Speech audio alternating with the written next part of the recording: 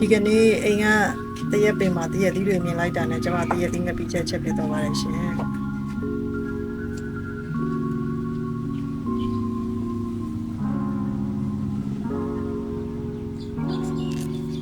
တရက်သီးရရင်ခွဲသီးတွေပါနော်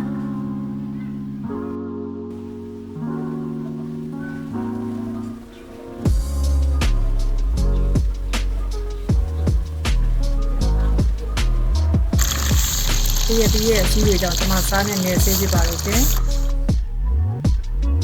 နောက်ပြီးတော့တရက်သီးကိုစိတ်စိတ်လေးတွေလိထားလိုက်ပါတယ်ရှင်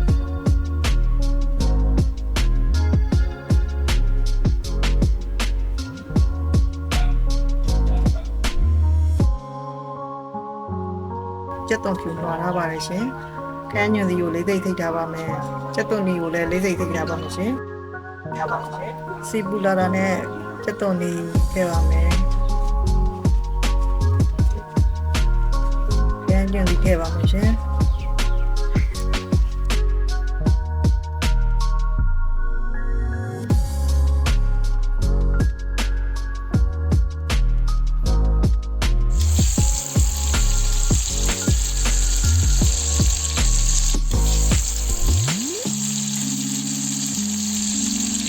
နောက်ပြီးတော့စိမ့်စားငပိထည့်ပါမယ်နော်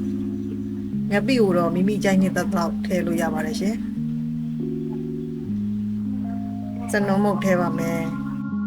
ငရုတ်သီးမုတ်ကိုတော့မိမိကြိုက်ရင်ထည့်လို့ရပါတယ်နော်ကျွန်မအဆက်မစားဖြစ်တဲ့အတွက်မထည့်ပါဘူးရှင်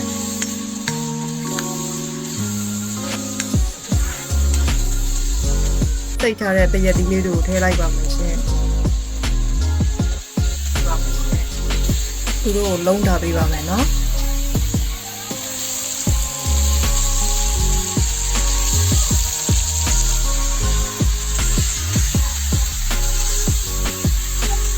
လုံးထားပြီးသားတရက်သီးချက်ထဲကို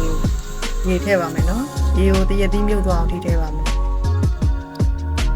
ရတာအတွက်ကတော့ဟင်းညွန့်မှုထည့်ပါလိုက်ရှင်